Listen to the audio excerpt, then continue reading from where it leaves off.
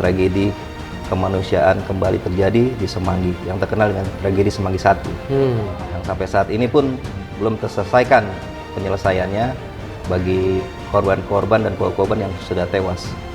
Konstitusi bisa dilanggar, ya kan? Itu saya sikap-sikap kenegaraan kepemimpinannya itu tergadaikan. Kalau saya lihat tergadaikan dengan semua ditabrak gitu loh. Ini ngeri, Bung. Ini brutal, Bung. Kalau lihat dari psikologi ini brutal banget. Kita punya pengalaman pemilu buruk, tapi ini paling terburuk. Menurut saya ini paling terburuk nih. Ngeri.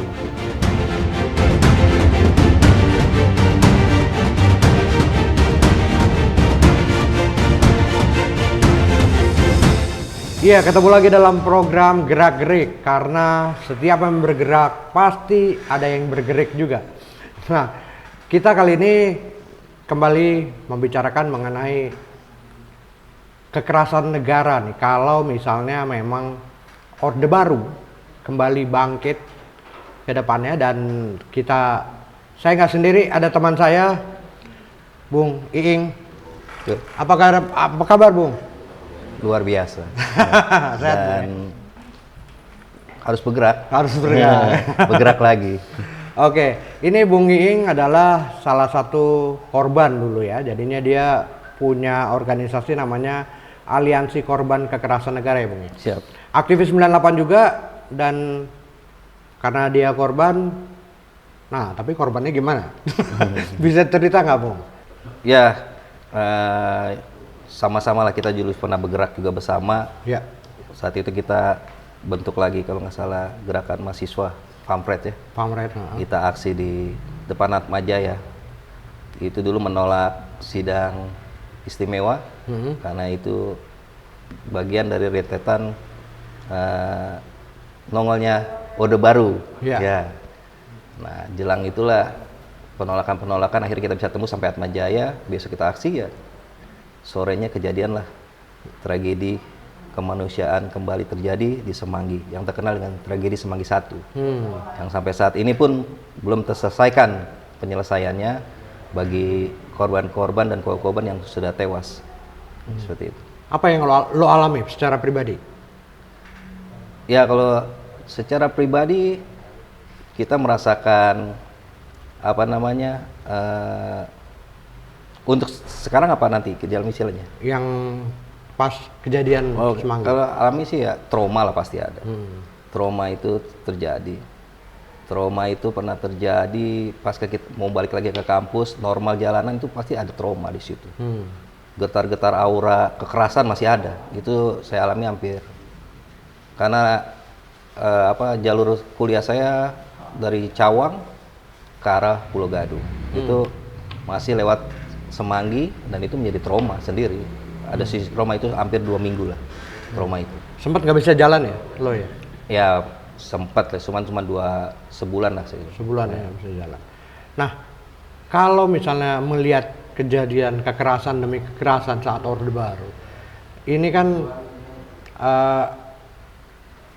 ada kemungkinan kalau misalnya orang yang kita nilai salah satu pelaku pelanggaran HAM ini kan bisa terulang lagi. Gimana menurut lo? Ya, menurut saya bisa saja terjadi, baik dilakukan pelaku yang belum sampai sekarang detik ini masih belum teradili, hanya sebatas keputusan ya, termasuk yang sekarang ini maju jadi capres.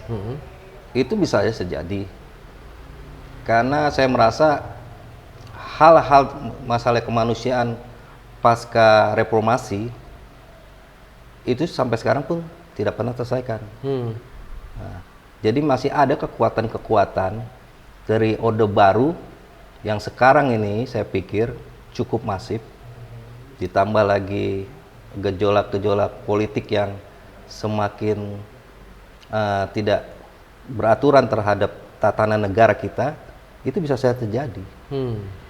Hal yang dilakukan secara tidak baik, akan hasilnya pun tidak akan baik. Apalagi dalam konteks bernegara. Jadi begini, Mas Indro, Bro Indro ya, sorry.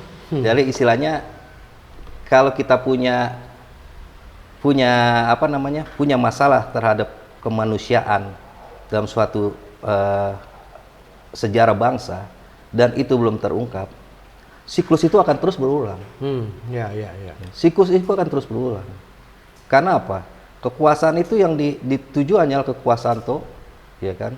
Untuk mengatur semua yang merasa dia bisa atur. Apapun akan dia lakukan. Gitu. Seperti kita di Semanggi itu kan sebenarnya harusnya Soeharto turun, Habibie naik, clear. Dalam artian bisa ini. Ternyata masih ada. Bahkan tambah tewas lagi. Pasca Semanggi 1 ada Semanggi lagi 2. Ya kan? Yang ingat ada Yanul Haq meninggal dari UI. Kemudian pasca reformasi, pasca Gus Dur, Mega ada jadi kekerasan lagi. Dan sekarang pun terjadi kekerasan. Baik itu kekerasan secara verbal maupun non verbal yang dilakukan oleh beberapa aparatur sipil di negara. Dan itu kan urusannya hanya kepentingan pribadi juga. Saya pikir karena tidak ada pembelajaran dalam konteks pengadilan untuk para pelaku kejahatan HAM, jadi dianggap ini biasa saja, ya kan?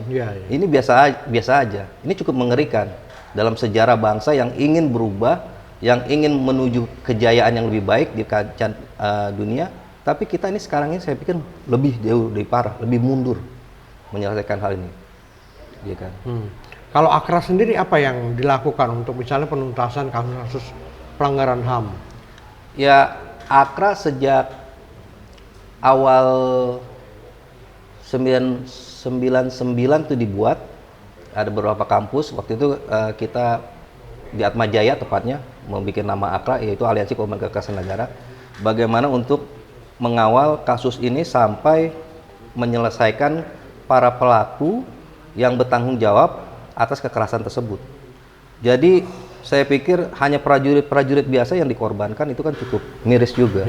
Mereka kan perintah. Ini pimpinan siapa? Nggak mungkin nggak ada pimpinan, ya kan? Semua itu kan semua ada perintah. Udah ada skema siapa yang harus ini, siapa ini. Jadi saya pikir kalaupun memang itu dilakukan, ya agak-agak bahaya juga. Jadi AKRA menganggap harus dikawal. Waktu itu kita mengawal sampai pansus DPR. Terus terjadilah gejolak politik, ya kan. Kemudian kembali lagi waktu era PSBB sudah mulai baik, ya kan, untuk penyelesaiannya. Tapi terjadi lagi komplikasi lobby politik. Dan sekarang pun seperti itu. Jadi sekarang ini malah lebih parah. Lip sync lah istilahnya hanya ngomong doang, janji tok. Sampai sekarang nggak ada.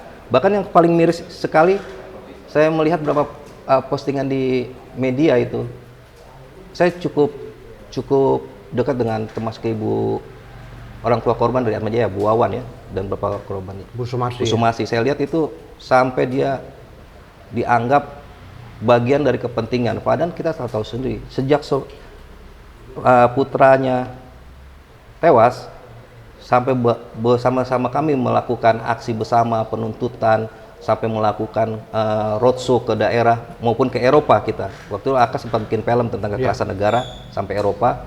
Nah, kita akhirnya dengan mandiri itulah kita bahwa ini tidak bisa kalau tidak kita selesaikan. Dari siapa lagi? Karena kita lihat sendiri generasi sekarang tuh nggak tahu pasti tentang kejadian-kejadian ini, ya kan? Dan itu harus disuarakan bagi kaum pergerakan. Karena ini PR untuk mereka. Kalau mereka menganggap ini bukan PR, dipertanyakan lagi lah. Iya, pendukung 02 dalam hal ini sekarang ini selalu menyatakan bahwa isu pelanggaran HAM ini adalah isu 5 tahunan. Gimana menurut? Ya, saya mau ketawa aja lah. Ya, yang suka teriak HAM kemarin juga di situ ternyata, ya kan. Terus dalam artian gini, kalau mereka di sana merasa tidak punya beban yang dilihat secara moral pada keluarga korban maupun sejarah, ya terserah itu mereka. Tapi saya pikir ada sebagian, bahkan banyak yang masih melihat dengan akal sehat untuk bergerak bersama-sama bahwa ini ada permasalahan yang belum selesai dan bahkan lebih rawan. Nah, dengan hal ini bahwa kasus seperti Akra, Bu Sumarsi itu tidak pernah 5 tahunan. Ya kan? Seperti kawan-kawan Bu Sumarsi dan kawan-kawan, disebutkan teman-teman Akra juga melakukan aksi-aksi Kamisan. Itu 17 tahun. Kita ini dari 99 buat Akra sampai hari ini pun masih melakukan konsolidasi, publikasi, terusnya melakukan edukasi terhadap sejarah bangsa yang kelam ini. Itu masih kita lakukan. Memang aksi Kamisan kemarin itu cukup menjadi kegelisahan bagi pihak-pihak yang merasa terganggu lah dari segi psikologis politiknya. Saya pikir karena juga kita kemarin ya media mengekspos kita ya terbatas. Kemarin kan cukup banyak media mengekspos. Nah disitulah yang menjadi ukuran bahwa dibayar di apa itu cukup miris bagi akal sehat rakyat Indonesia yang ingin maju. Jadi penjelasan bahwa mereka dibayar dan apa itu ya bagi saya cukup marah, saya minim kali. Kenapa harus menyerang Bu Sumarsi atau segala macam, bahwa dia adalah pejuang HAM loh. Paling enggak dia memperjuangkan anaknya, bahkan anaknya untuk mencari keadilan buat anaknya aja belum selesai, dia masih membantu kasus-kasus HAM yang lain, ya kan? Dari kasus-kasus penculikan, dari kasus-kasus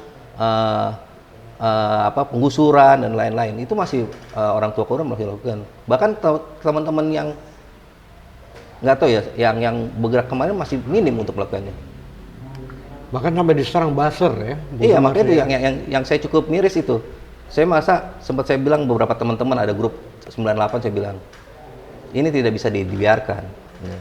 Jadi pas Bung Indro undang saya ke sini ya saya cukup bersemangat gitu. Ada suara yang bisa saya jelaskan ke publik, kepada masyarakat khususnya Gen Z, atau saya kurang mengikuti tentang generasi sekarang ini, memang harus diedukasi. Ini tidak bisa semena-mena, ya kan? Ya kan? Bu Sumarsi ini adalah pejuang terhadap keadilan HAM, meminta keadilan kematian anaknya, bahkan kasus-kasus yang lain, dari penculikan maupun dari yang lain, saling menyatu padu korban-korban, orang tua korban itu dan keluarga korban itu menyatu. Itu 17 tahun tiap hari Kamis di depan istana. Lebih dari 800 kali ya sudah. Iya. Dan sebelum 17 tahun sudah melakukan aksi-aksi bersama sejak 99, ya kan.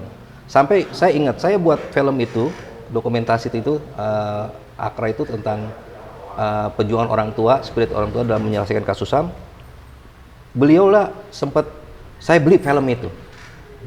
Memang film itu kita bikin dengan dana kita pribadi. Sampai saya teman ada yang jual mobilnya untuk buat film itu, dokumenter itu. Film itu booming ke Eropa, menjadi suatu rujukan juga. Ada beberapa teman-teman yang coba membantu. Akhirnya karena keterbatasan dana, Bu Arief sempat bantu, sempat dia bagiin juga. Itu kan luar biasa, ya kan. Ya saya melihat cukup miris, saya melihat Bu Arief diserang dengan buzzer-buzzer yang saya pikir ini makhluk-makhluk yang tak beradab. Tak beradab ya? Iya.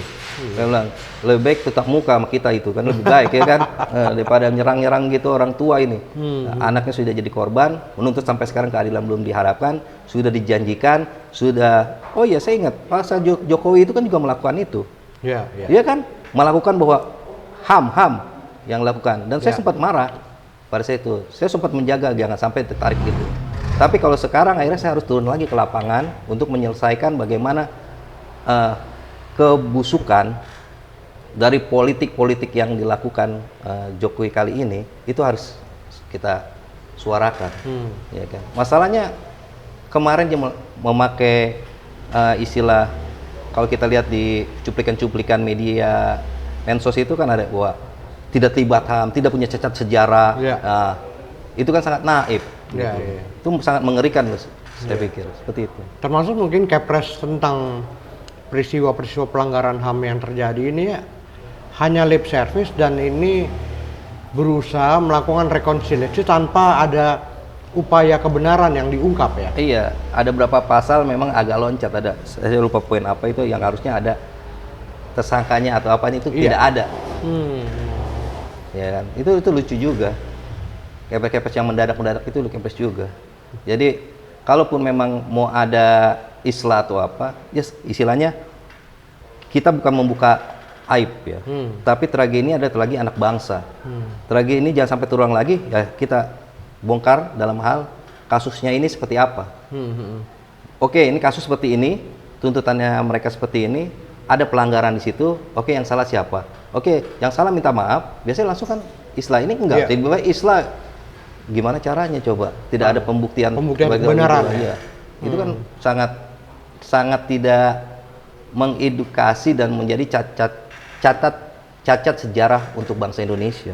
Kalau dibongkar itu mana ya, tapi untuk bagaimana sejarah bangsa kita tidak menjadi kelam lagi seperti itu gitu.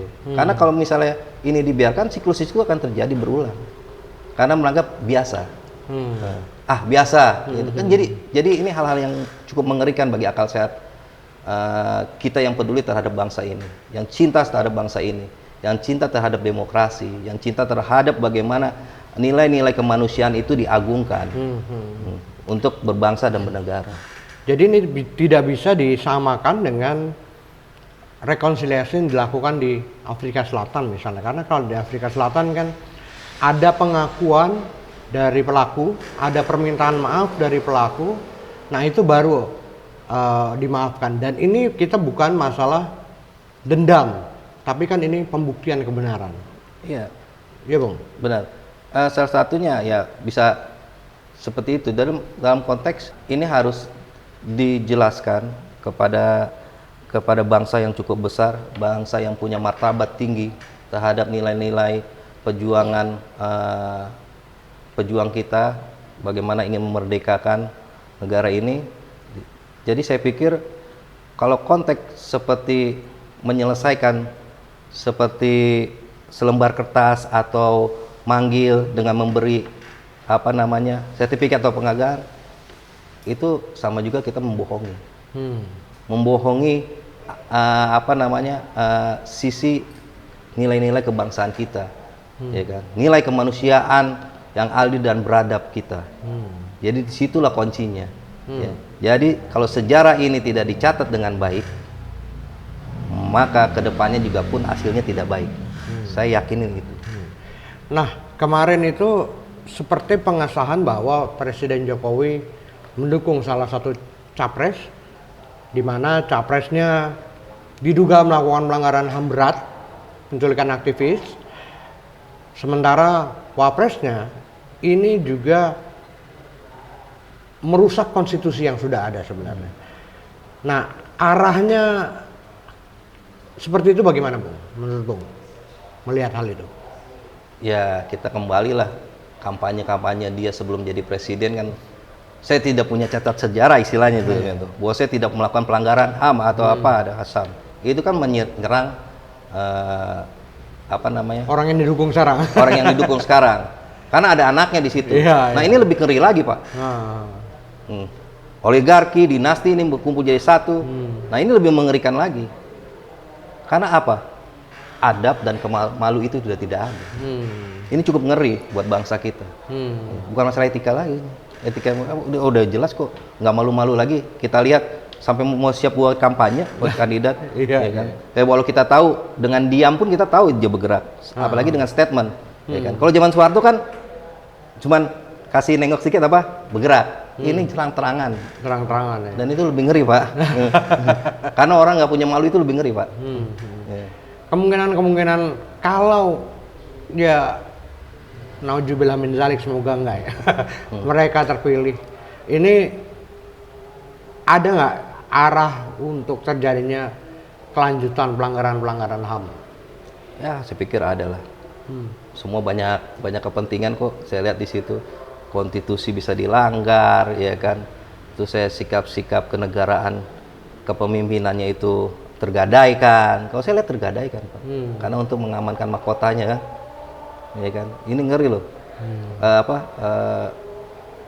Dia punya kepemimpinan bangsa itu tergadaikan untuk kepentingan anak.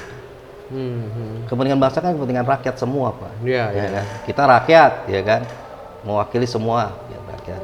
Karena kita suka bersuara aja, suka mengkritik aja dengan baik, ya kan. Jadi kita lebih lebih mencerna dengan baik juga. Nah inilah yang harus kita edukasi kembali ke masyarakat. Bukan semata-mata karena kasus sudah lama, tidak. Kasus itu masih tetap ada. Sejarah kelam itu tetap tercatat bagaimanapun, ya kan. Dari zaman ke zaman itu catatan sejarah, catatan kelam itu pasti ada. Apalagi dalam udah kelam tidak mau menyelesaikan, ya kan, banyak tipu-tipu gitu kan. Ya sudah, itu kan catatan yang lebih mengerikan. Jadi kita lihat aja, ya kan, dapat julukan apa nanti Pak Presiden pasca selesai ini. Iya, Ing. Kalau kita ngelihat komposisi pemilih dalam 2024 ini, lebih dari 50% itu adalah milenial dan juga Gen Z yang tentunya tidak merasakan pelanggaran HAM yang terjadi saat Orde Baru. Tapi kita juga tidak bisa membiarkan mereka sama sekali tidak tahu dan tidak peduli. Edukasi seperti apa yang menurut lo efektif untuk akhirnya mereka tahu bahwa Indonesia jangan lagi terjadi pelanggaran HAM? Ini ada cerita. Waktu saya bikin dummy film itu 2005 ya kalau nggak salah. Itu kita undang mahasiswa. Bagaimana melihat film itu. Kemudian mereka agak bingung. Apa ini? Gitu. Akhirnya setelah kita cerna, mereka belum memahami konteks peran ini. Jadi disitulah kita tambahkan namanya penjelasan. Historinya, kemudian kejadiannya seperti apa, kronologi seperti apa. Saat itu akhirnya kita putar lagi film yang sudah kita bongkar, kita putar lagi ke mereka, akhirnya mereka paham. Nah, selain itu, ada pendampingan edukasi dari kita semua yang mengalami dan menjalani kasus kekerasan yang terjadi pada zaman Orde Baru. Itu harus segera disuarakan. Bagaimana juga edukasi ke Gen Z milenial ini kan mereka cukup jauh, apalagi ya mereka dekat dengan apa? Dengan gadget kah? Dengan komunitas kah? Disitulah kita coba masuk dengan narasi-narasi yang cukup gampang dicerna oleh mereka. Ya kan? Yes, tidak mungkin orang mau memilih pemimpin yang punya catatan buruk. Saya yakin itu. Lebih murni pemikiran Gen Z dan milenial itu, saya pikir kalau mereka dikasih edukasi dan mereka lebih sadar terhadap masalah kemanusiaan. Walau kita anggap misalnya kayak Gen Z, istilahnya mereka sibuk dengan dunianya sendiri, tapi mereka punya kesadaran tentang kemanusiaan, tentang keluarga itu lebih baik. Kadang dianggap individualis itu, tapi sebenarnya nggak seperti itu. Semua manusia pasti akan individualis, tapi kalau kita cerna dengan baik ke mereka, dengan edukasi yang mereka gampang terima, saya yakin bisa terjadi loh. 2005 pun seperti itu. Dan aksi-aksi kemarin itu kan Gen milenial, Gen Z kan, ya kan? Kenapa? Mereka udah punya sadar, udah tahu sejarahnya. Kalau zaman Soeharto kita kan pernah didoktrin zaman SD, apa tuh buku cerita itu, ya kan, sejarah ini, sejarah itu, film ini kan, itu kan doktrin yang cukup mengerikan, ya kan, karena memang kesalahan kita itu tidak mendoktrin dengan baik terhadap kasus-kasus yang terjadi di negara, karena memang kita bukan mengejar kekuasaan pada situ, kita hanya ingin melakukan sistem yang lebih baik, tidak otoritarian, ya kan, mempunyai sesuai dengan Undang Dasar dan Falsafat Kemerdekaan Republik Indonesia, ya kan, nah disitulah yang selalu dilanggar pada Orde Baru, ya kan, karena kekuasaan Soeharto itu kan cukup kuat, gitu kan, dengan aparatnya. Nah ini hal ini saya pikir sekarang ini pun coba dilakukan itu, ya kan, dimana kekuatan untuk memenangkan kandidat salah satunya karena anak mahkota ini kan cukup cukup harus kita pertimbangkan untuk bagaimana tidak bisa terjadi, apalagi dengan pemimpin yang punya kasus sejarah kelam masa lalu, ya kan. Tidak ada orang dikembalikan dalam kasus penyidikan misalnya, orang dikembalikan hidup gitu kan, ya kan. Tapi kan nilai-nilai kemanusiaan, kemerdekaan orang udah direnggut, ya kan. hal itu pun harus dijabarkan, ya kan? Harus dijabarkan dengan baik. Kemudian harus dilakukan namanya keadilan, ya kan? Keadilan bagi korban, bagi rakyat Indonesia, ya kan? Karena yang melakukan kan bagian dari institusi itu. Jadi harus diselesaikan itu. Kalau enggak ya akan terjadi hal-hal itu bisa terulang lagi. Terakhir Bung, ini jarak menuju ke pencoblosan sekitar 20 hari lagi. Kira-kira apa yang bisa kita lakukan untuk mencegah orang-orang yang ingin Neo Orde Baru kembali ini berkuasa? Ya harus tetap bergerak, suarakan kebenaran, suarakan nilai-nilai keadilan, suarakan tentang nilai-nilai demokrasi yang ingin kita junjung tinggi, atau memang jika tidak kita suarakan ini, maka tenggelamlah demokrasi. Saya yakin dengan semua ditabrak gitu loh. Ini ngeri Bung, ini brutal Bung. Kalau lihat dari psikologi ini brutal banget. Kita punya pengalaman pemilu buruk, tapi ini paling terburuk. Menurut saya ini paling terburuk nih. Ngeri Bung. Ngeri. Oke, semoga kita bisa mencegah. Ya, semoga Tuhan punya jalan ya. Jalan bagi siapa yang melakukan nilai-nilai keyakinan untuk lebih baik negara ini. Insya Allah lah, Allah Subhanahu wa Ta'ala akan memberikan jalannya. Kita sama-sama berdoa Bung. Kita sudah mengalami hal yang cukup mengerikan, jangan sampai hal itu terjadi lagi. Saya pikir seperti itu Bung. Oke Bung, terima kasih sudah datang. Thank you. Iya. Iya, itu tadi obrolan kita bersama Iing, dan kita nanti ketemu lagi di episode lainnya. Tentunya nonton terus gerak-gerik dari Gerak 98 Channel bersama saya Ignatius Indro, dan jangan lupa subscribe, like, komen, dan juga share di media sosial kalian. Bye.